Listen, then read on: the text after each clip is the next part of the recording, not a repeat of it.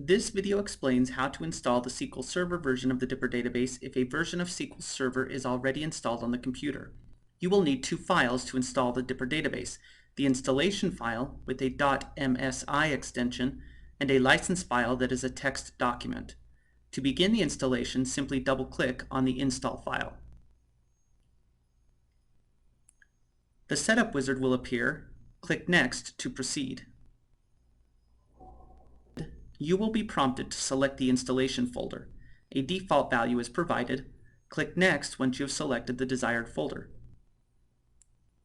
Click Next on the following window and the installation will begin. Windows should ask if you want to allow the program to install. Click Yes. This portion of the installation will then finish and you will be asked to click Close. Upon clicking Close, a window asking you to input the license file will appear. You can copy and paste the license or click License File and browse your system for the correct file. Notice that the license is verified. Click OK. The Install DIPPR Database window will now ask you to configure the SQL Server. This video assumes you already have a version of SQL Server installed, so click Configure SQL Server Connection. A window appears that asks for the server connection information. If you have used the default recommended DIPPR settings, you should have a server instance called DIPPR on localhost. Click Test Connection to test if this database instance exists. If the connection is successful, click OK. Then click Import on the Install DIPPR Database window.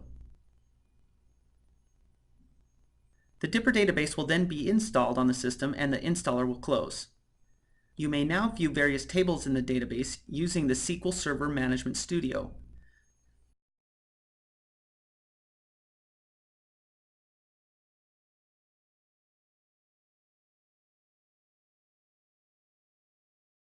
When you start this program, a window will appear asking you which server name to connect to.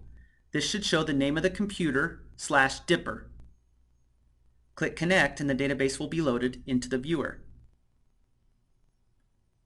You may now open the databases found under the DIPPR instance and see the DIPPR release for May 2016.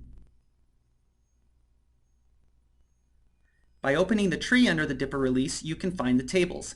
Anything desired can then be done to these tables.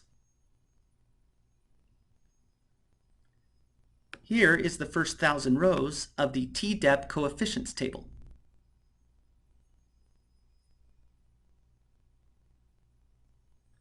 Viewing the database in this manner is not very useful, and most users will never access the database in this way. They will instead use Diadem, the front end for the database that is described in other videos.